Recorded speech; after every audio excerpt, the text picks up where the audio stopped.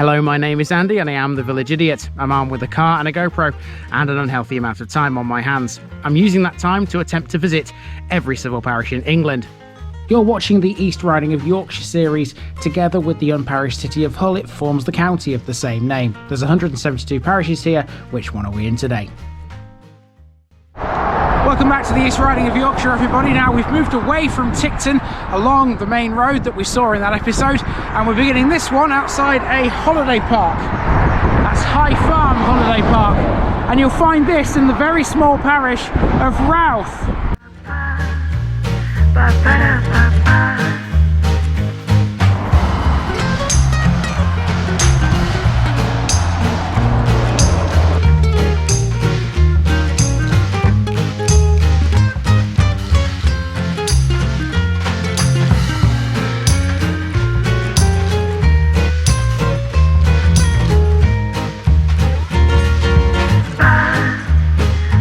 Here's my disclaimer for people who may be watching me for the first time. I say things as I would in my native accent and dialect.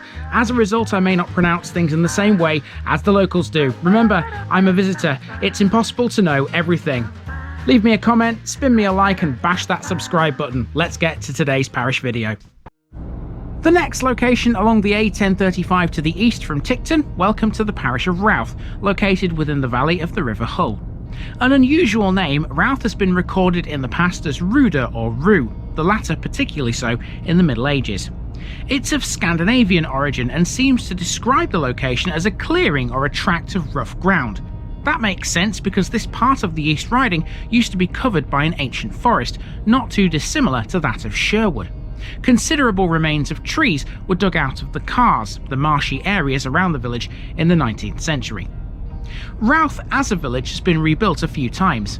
Do you remember the Denisons who we discussed way back in the Londesborough episode?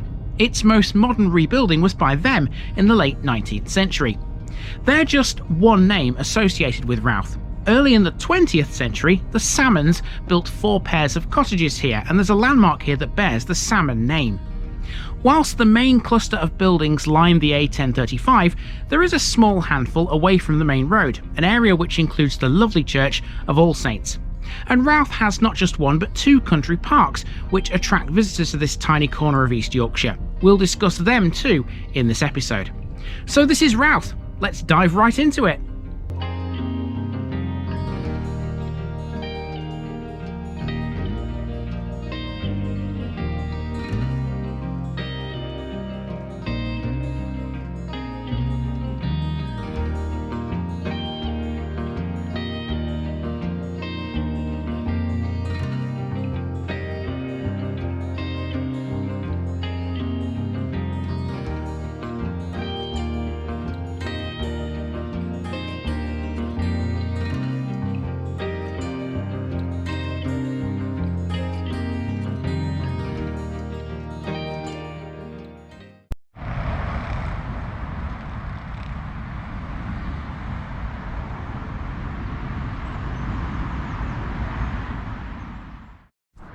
We begin on part of the old road to Hornsea. Routh has 2 loops of tarmac which lie to the north of the modern A1035. In the 1970s, this somewhat windy road was straightened by the building of the new road. Most of the village stands along the northwestern side of the A1035 or just off it.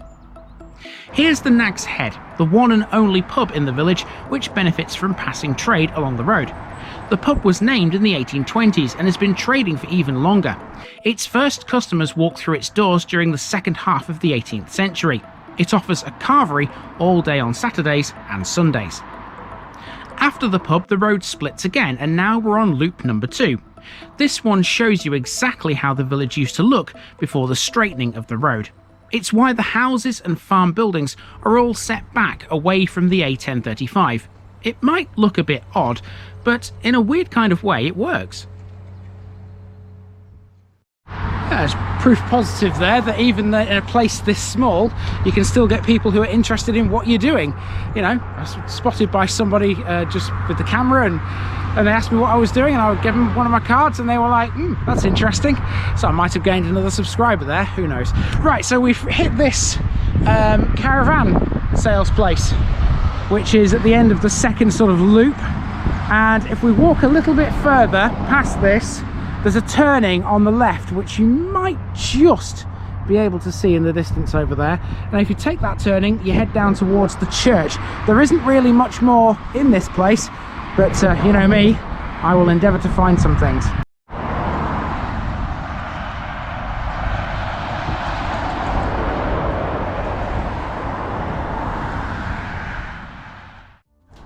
Not a bad place to pick up a used caravan. This is CLL2, which occupies a former service station. Ideal for seaside holidays, given we're not far from Hornsey. Next we have a parish notice board, which is also an information board all about Routh. Mark it off, folks, that's 99 down in the East Riding now.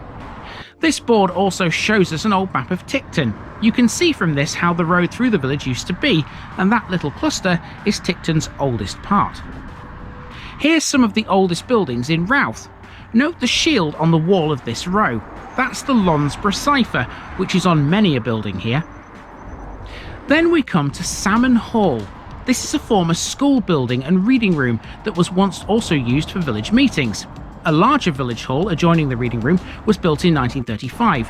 It's now used as a meeting room by the Christadelphians. That makes this the first time we've ever encountered a Christadelphian church.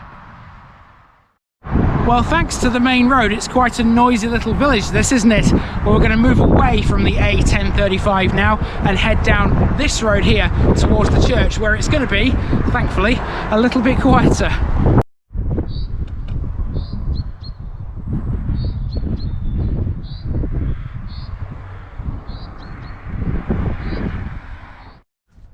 Off Mew Lane we find Routh's church, dedicated to All Saints. This is a low and plain ancient building constructed in the early English and decorated styles.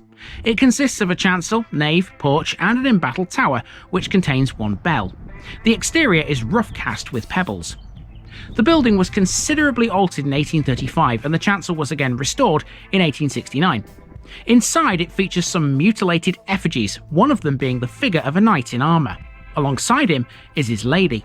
A portion of the accompanying inscription has been torn away, but there's reason to believe that these effigies are those of Sir John Routh and Agnes, his wife, who died in 1431.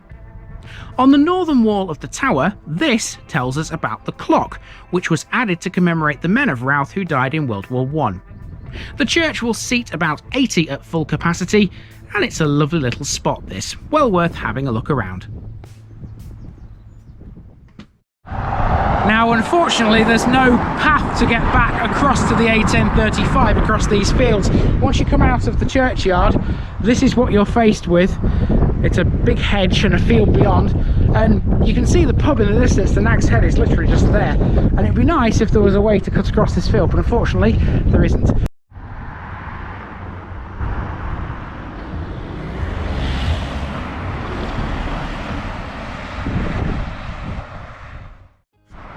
The last part of the walk takes us back along the A1035 in the other direction.